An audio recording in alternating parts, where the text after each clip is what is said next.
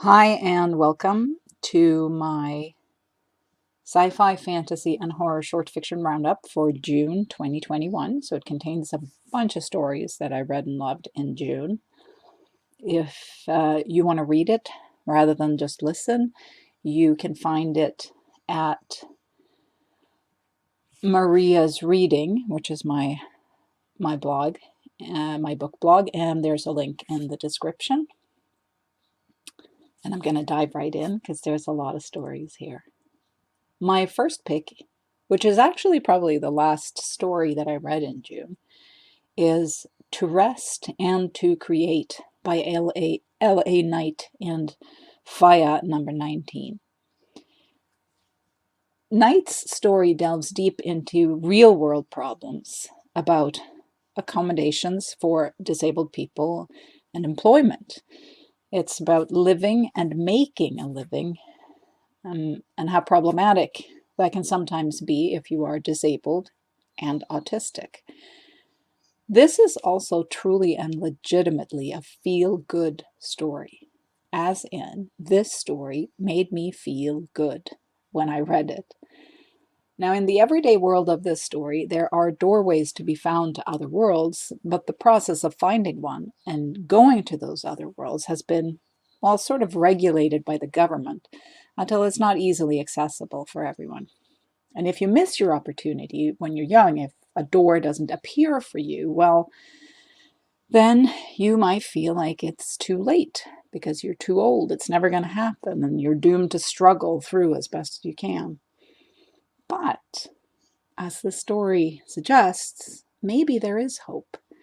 And maybe there are possibilities you didn't even know existed.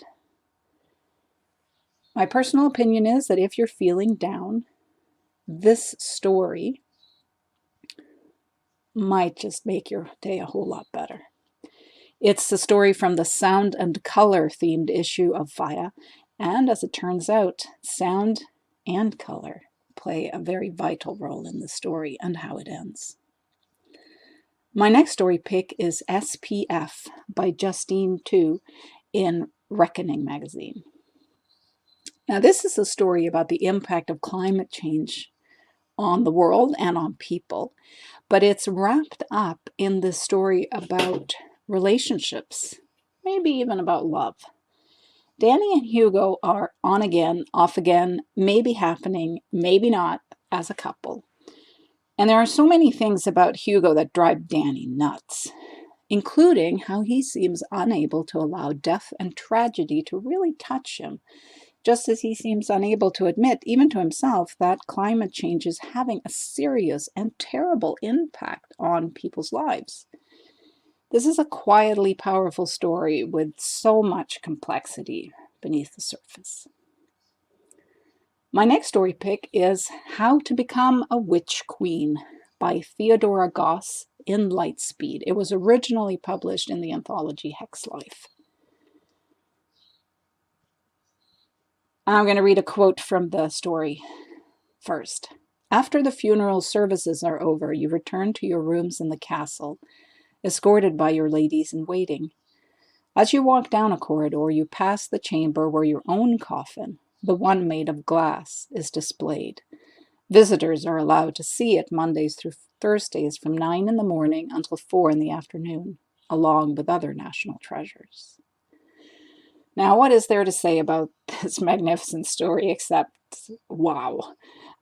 Goss spins a beautiful, steely tale about Snow White.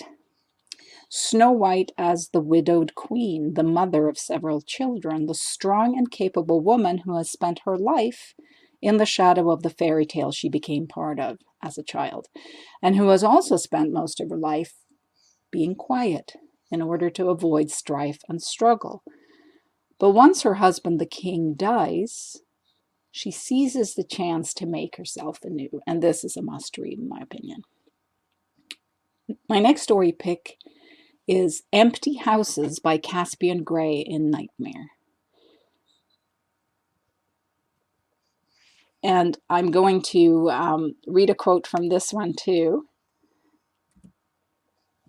I caught a glimpse of us over his shoulder in one of the mirrors, But where I was wrapped around Austin, my reflection was momentarily still, watching us and smiling gently. And I know, but at the time, it felt like a gesture of welcome.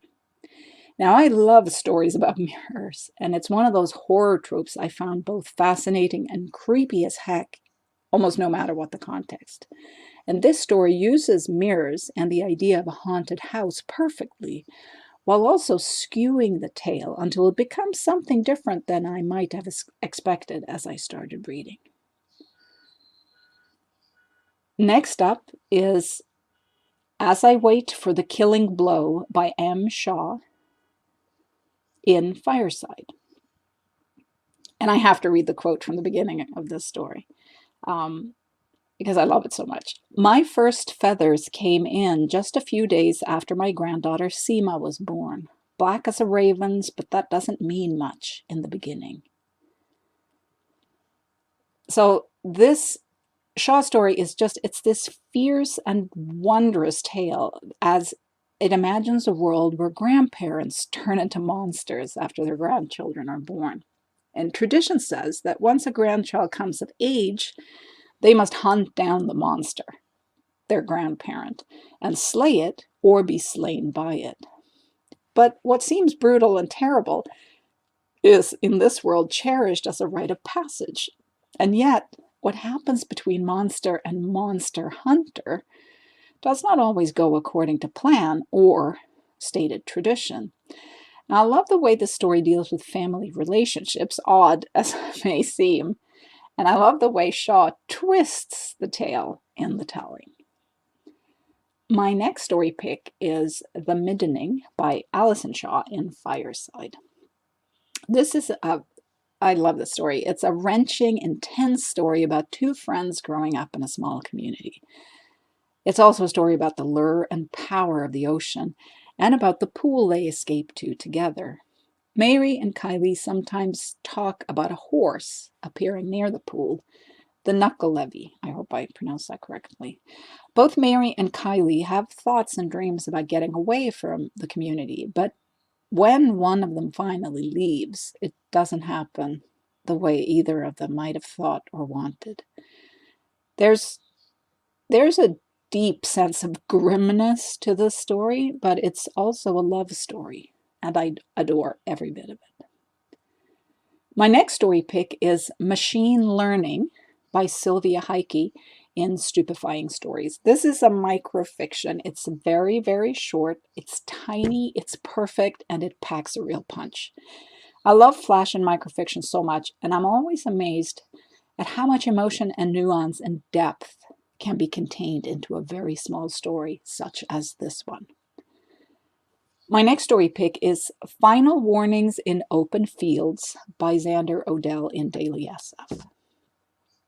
And I want to read the quote from this one. 1. Plants want you dead. Don't waste time wondering why they turned against us. It is what it is. So, this is also brilliant, a brilliant piece of flash fiction written as a list of instructions and warnings, and it packs so much emotion and backstory and world building into a very small word count. Odell captures the horrors and devastation of a post-apocalyptic world in a sparse, haunting story that tells you so many things without dwelling on them. I also really love that opening line and the way it does away with the whole, but why and how would that happen? Dwelling on that is not what the story is about, and it's such a great writerly choice to put it out front like this. Now, next up is 3 stories from the magazine of fantasy and science fiction, the July-August issue. And I really want, okay, so this is a classic, amazing magazine, but this is an awesome issue. If you want to try out reading F and SF, pick up this issue. The whole issue is outstanding, and it's well worth your time and your money. You can pick up a subscription. You can buy this. You can look for it on Amazon. You can look for it at Waitlist Books, which is a great place to pick up digital books and magazines. So It has stories by Lauren Ring, Alex Beckett, Chimido Mohepu, Rob Costello, Michael Swanwick, Yukimi Ogawa, Bo Balder, Phoenix Alexander, Lisa Lacey, Liscombe, Priya Chand, S. Cameron David, Paula Keene, and Maya Brown Jackson, Rowan Wren, and Tato Navarrete Diaz. And I'm highlighting 3 of these stories, but like I said, the whole issue is well worth your time and your money. So the first story I'm picking from this issue is The Penitent by Phoenix Alexander. It's a mind-bending story about a cat, a seagull, and an electron, and assorted other things.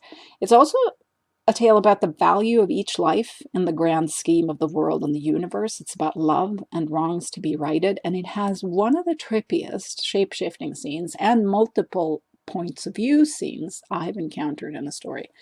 It's twisted, it's mysterious, and it's ultimately enlightening. My next pick from this issue is Whatever Happened to the Boy Who Fell into the Lake by Rob Costello. And this starts with the line, "Picture Tick at 12 years old on the day he nearly drowns himself to join Mama." I give this story a rating of 5 broken hearts, meaning I loved it, and it's devastating. It's a devastating tale about this boy called Tick, a boy who lives with his violent father, who has lost his mother under mysterious circumstances, and who almost finds love. And it's beautiful, it's painful, it's powerful. It's a story about transformation, Tick's and his mother's. It's a story about family and violence and about curses. It's also about the call of the sea and about how sometimes it is impossible to escape the consequences of wrongs that were committed in the past, even before your birth, no matter how hard we try or how much we wish things could be different. My next story pick from the magazine of fantasy and science fiction July-August issue is Emmet by Lauren Ring. Ring's story is an enchanting and quietly gripping blend of science fiction and fantasy. The main character is a software programmer working for a big company that is designing a new facial recognition system. She also makes golems out of clay to help her out around the house, just like her mom taught her. Now, I love how Ring weaves together these strands of fantasy and sci-fi into a story that explores personal responsibility and the possibility to resist, even in situations where a person might feel like only a very small cog in a very big machine. All right, so moving on from the magazine of fantasy and science fiction. My next story pick is The Far Side of the Universe by Nock at Tor.com, and it was translated from Chinese by Michelle Dieter. I'll quote the blurb for this story that's included with it. When young Ira arrives for her appointment, she is prepared to be transported to the gateway to heaven, 6,070 light years away. But the technicians shepherding her through the process fear there's more to it than what's advertised. This is a gentle and devastating story. Strange combination maybe, but that's what I think. It's a gentle and devastating story about a future where society allows people to leave the world, essentially die, but where their consciousness is sent into space to live near another star, the gateway to heaven. Or at least that's the sales pitch. It's the gentleness and the quiet devastation of the story that really gets to me. And the way we understand so much about what kind of society it takes place in, even though Nock tells us so little about it. It's deeply haunting. My next story pick is Armed with Such Stories, I Roamed into the Woods by Evan Marcroft in Cast of Wonders. Now, the content warning for this story is multiple profanities. And oh gosh, yes, there are multiple meaty, massive profanities here. But if you're okay with that, then this is a great story. Atticus has grown up with his mother's stories and tales about creatures lurking in the woods beyond their home. There was a fable for every lesson I should know, he says. Now, Atticus's mother is sick, and he must head into the woods to find an herb called fairy mead. But in the woods, he meets a stranger, and the stranger is trouble. Markgraf spins a scary, dark, and darkly funny story about growing up, about parenting, about finding our courage, and about how we sometimes try to shelter children too much from reality when they'd be better served by some hard truths. I love the twisted fairy tale vibe of this story, and I love the conclusion. My next story pick is Ascend, Exalt, Love, Propagate, Rise by Sarah Kumari in Escape Pod, and it's narrated by Hollis Munro. You should, first of all, you should listen to this just to hear Hollis Munro, because I love his narration. This is an amazing story. It's about revolution and resistance and sex with the plants. It's absolutely bonkers in a way that I love.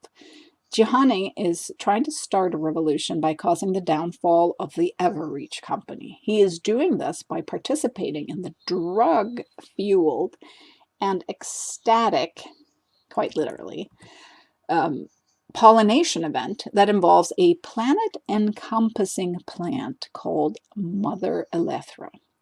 Our beloved patron, the phlegm of invention, oil bringer, loving devourer, our great vine. All I can say is dive into the story and let its madness envelop you, maybe even devour you. Next up is My Mirror, My Opposite by Y.M. Pang in Beneath Ceaseless Skies.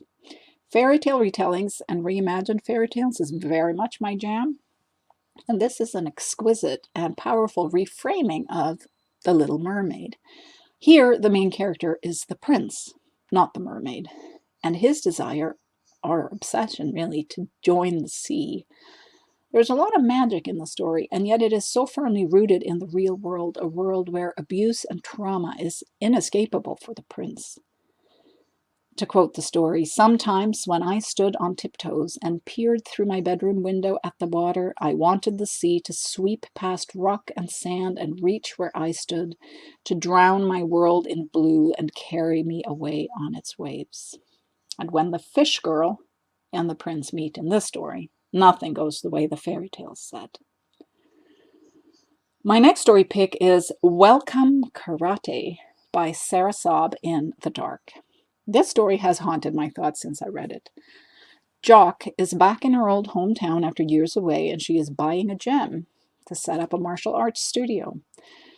On the surface, things seem, well, sort of okay, but Saab makes us feel just how brittle reality and life and Jock are beneath that surface.